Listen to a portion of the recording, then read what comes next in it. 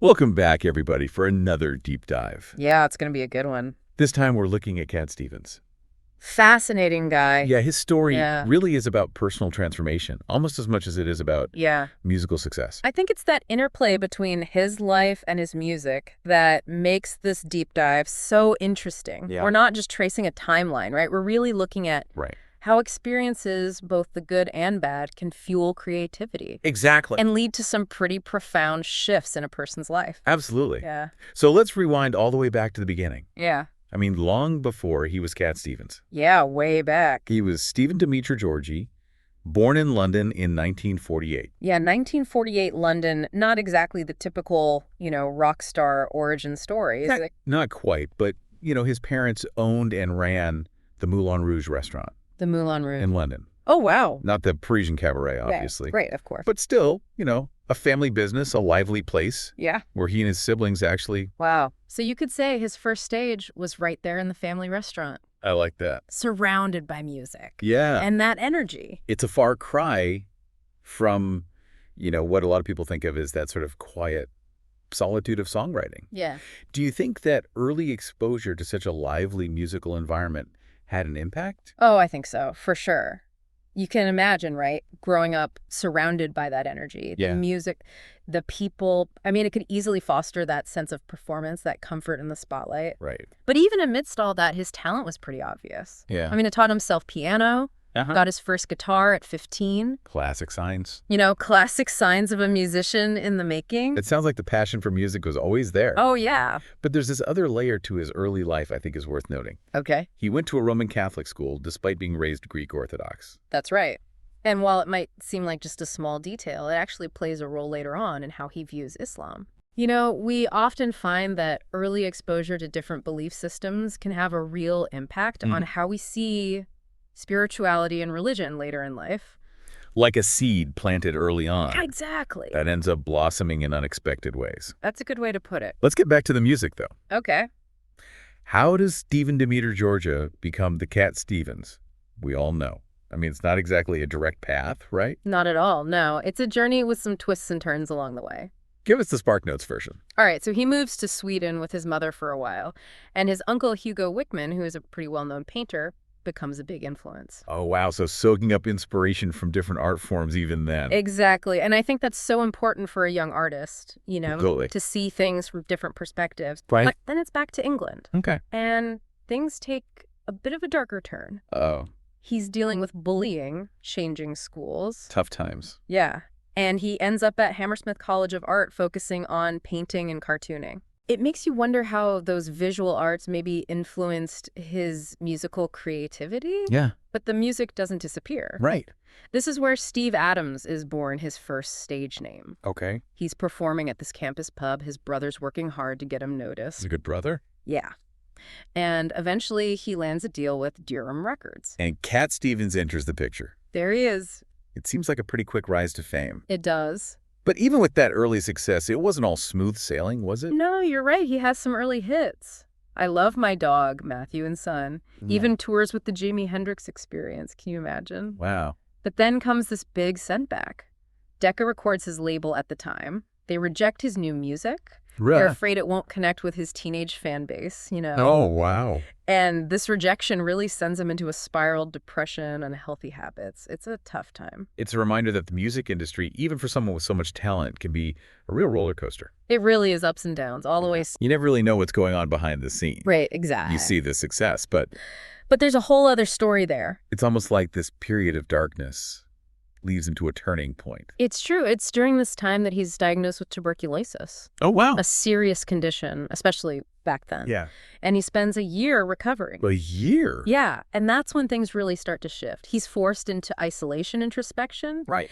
And, those experiences, they often lead to some pretty big changes. This is where we start to see those seeds of spiritual exploration. Exactly. During his recovery, he dives deep into songwriting, starts exploring religion practices, meditation, and yoga. Wow. It's a period of intense personal growth that sets the stage for everything that comes next. And what comes next is a pretty remarkable transformation he recovers.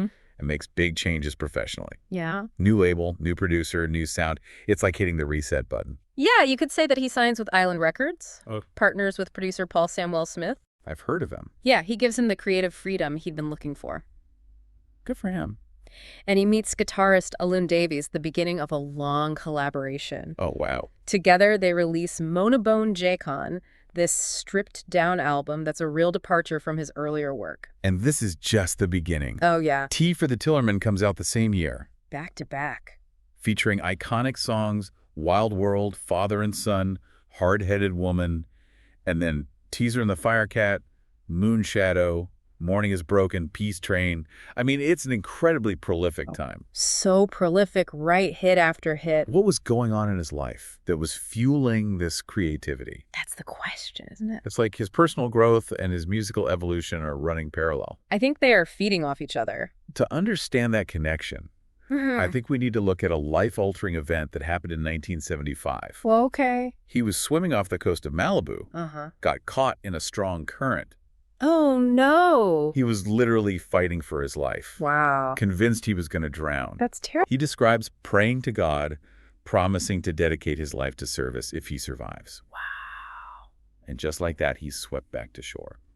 That's incredible. I can't imagine going through something like that and not being completely changed. No, absolutely. A brush with death like that changes your perspective.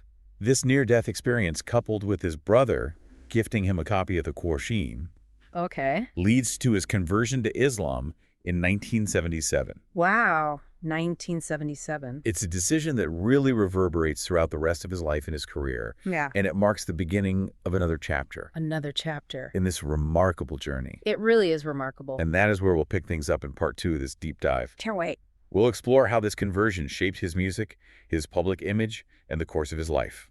It's going to be good. It is. Stay tuned. As we kind of dig deeper into Cat Stevens' journey, I think that that conversion to Islam in 1977, it really stands out as this pivotal moment. It really does. It wasn't just personal, Right. right?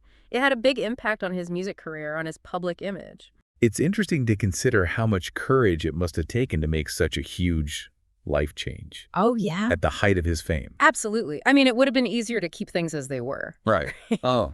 But he steps away from music entirely for a while. Wow. It's a time of deep exploration and dedication to his new faith. Yeah. He adopts the name Yusuf Islam, Oh, yeah. signifying this new chapter in his life. What ultimately brings him back to music? So it was a gradual thing, you know? Okay. He starts recording Islamic-themed music for children. Oh, wow. It's a way to sort of reconnect with that creative side of himself, but in a different context. It makes sense that he would seek a path that aligned with his beliefs. Yeah.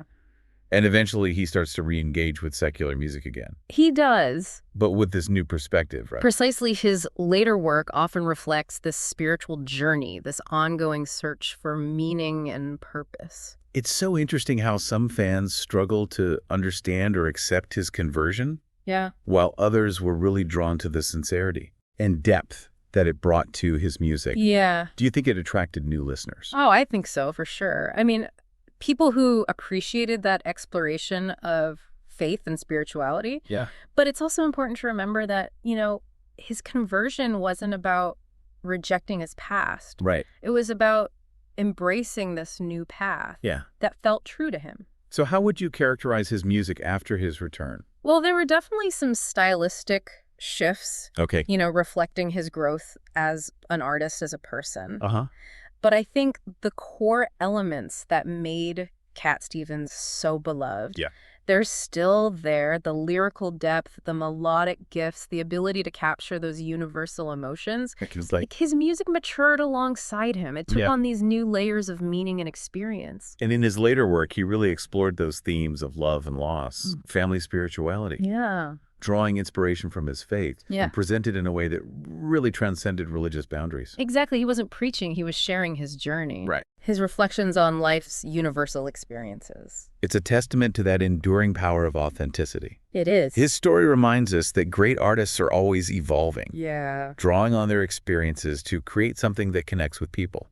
And in Cat Stevens' case, that evolution has been pretty remarkable. It has. He navigated fame, Yeah. faced personal challenges, embraced this spiritual journey, Yeah. and continued to create music that touches hearts across generations.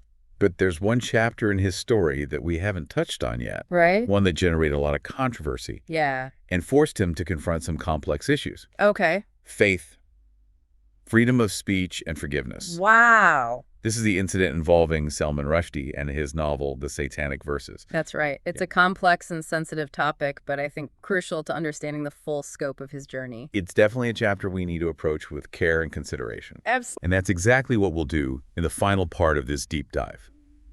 We've explored his rise to fame, his struggles, his spiritual transformation, but now it's time to address the controversy surrounding Salman Rushdie's book, The Satanic Verses, and his response to that. Right. A lot of unwanted attention, not for his music, but for his beliefs. Yeah, this really brought up those questions of faith, freedom of speech. Yeah, really complex issues. It's a chapter filled with nuance and complexity, to say the least. Yeah, in 1989, Salman Rushdie publishes The Satanic Verses. Okay. And, it sparks outrage among some Muslims who considered it blasphemous. Right, this became a huge international news story, I remember. Yeah, global controversy, really. Protests, debates, unfortunately even violence. It raised all these questions about freedom of expression, religious tolerance, where does faith fit in public life? So how did Cat Stevens, or Yusuf Islam as he was known then, get caught up in all of this? Well, he was asked about the book during a TV interview. Oh, boy. And, his response was interpreted by many as supporting a religious ruling calling for Rushdie's death. Oh. And that really put him in the spotlight. Yeah. Facing accusations of extremism, endorsing violence, it was a tough spot to be in. To be accused of supporting violence. Uh-huh. I mean, it seems to contradict his message of peace and understanding. Right. How did he handle that? Well, he spent years clarifying his stance, Yeah. emphasizing his commitment to peace, condemning violence. Mm-hmm.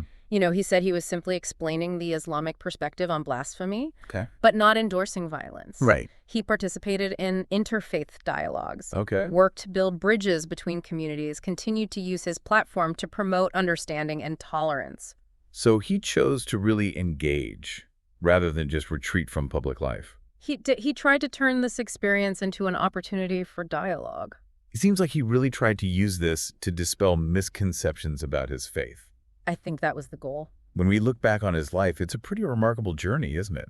It is pop star to spiritual seeker, controversy to reconciliation. It's got it all. What stands out to you as the most significant part of his story? I think it's that idea of transformation, personal transformation. Okay. That constant evolution of self. I mean, Cat Stevens' life with all its, complexities, contradictions. It really encourages us all to embrace our own journeys of growth and discovery. Yeah, it does. It reminds us that it's those experiences, the good, the bad, that shape who we become. And that it's possible to go through tough times. Yeah. While staying true to your values. Absolutely. It's a good reminder that life is rarely a straight path. It's not. We're all searching for meaning and purpose. We are. And sometimes that path takes unexpected turns. That's the beauty of it. Well, thank you for joining us on this deep dive into the life and legacy of Cat Stevens. Yeah, thanks for having me. His story reminds us to embrace complexity, seek understanding, and strive for peace in a world that can often feel divided. My lady D'Urberville, why do you sleep so